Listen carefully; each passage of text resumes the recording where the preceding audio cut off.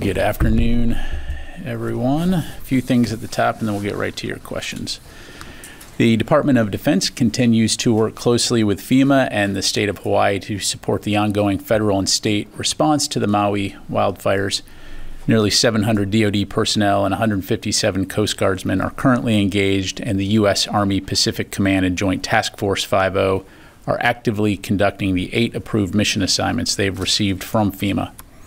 In the past 24 hours, search and recovery operations continue with Hawaii National Guard teams, the FBI, and anthropologists from the Defense POW MIA Accounting Agency. The U.S. Army's 25th Infantry Division Heavy Expanded Mobility Tactical Truck Fuelers began fuel distribution operations yesterday, providing approximately 1,500 gallons of fuel daily in support of 18 U.S. Army Corps of Engineer generators operating along the west coast of Maui. Meanwhile, U.S. Pacific Fleet has deployed a 3-person mobile diving salvage unit, which is scheduled to arrive later today. Also, our Coast Guard partners continue their work minimizing maritime environmental impacts.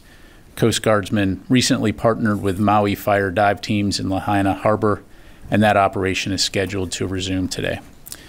Separately, I also want to take a moment to highlight last Friday's announcements following President Biden's meeting at Camp David with Prime Minister Kishida of Japan and President Yoon of the Republic of Korea. As you all saw, our 3 nations committed to several important agreements that will strengthen peace and security for our people, the Indo-Pacific region, and the world.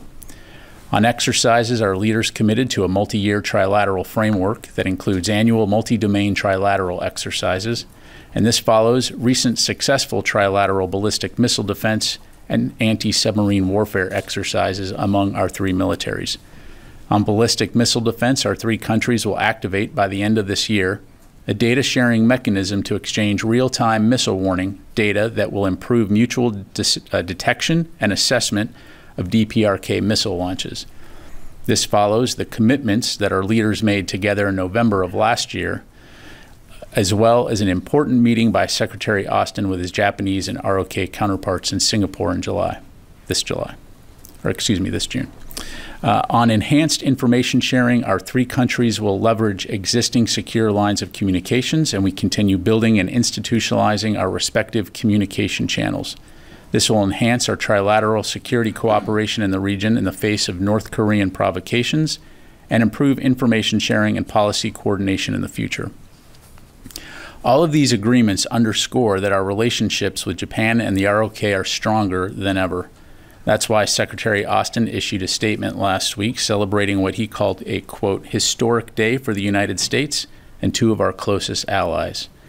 And it's why the department is looking forward to continue to work closely with our Japanese and ROK counterparts as we keep delivering results together. Finally, U.S. Indo-Pacific Command concluded Exercise Malabar 2023 yesterday, which ran 10 through 21 August. This annual exercise is a surface, air, and subsurface multilateral exercise with the Royal Australian Navy, Indian Navy, Japan Maritime Self-Defense Force, and the U.S. Navy.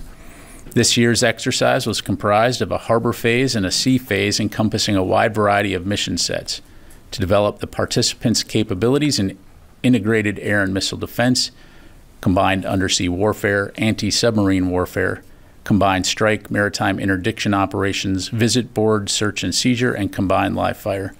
Since 1992, Exercise Malabar has provided participating nations the opportunity to enhance and demonstrate interoperability while furthering peace and stability in the Indo-Pacific region. If you have more questions on that or for more information, please reach out to U.S. Indo-PACOM Public Affairs. Thanks, Tara. On the first question, in terms of operations in Ukraine, I'd refer you to the Ukrainians really to go into more details on their specific operations. Largely speaking, we continue to see fighting all along the forward line of troops, with the Ukrainians making some forward movement. And again, our focus is going to be on continuing to communicate closely with them and our allies and partners to ensure that they have what they need to continue to be able to defend their country and take back sovereign territory. As it relates to Maui, as you probably heard on Friday, we had the Joint Task Force 5 commander provide a briefing in terms of what DPAA is being asked to provide. As I understand it, they are sending subject matter experts to assist the civilian authorities there in terms of recovery ops and identification. But I'd refer you to them for more details on that. All right, let's go.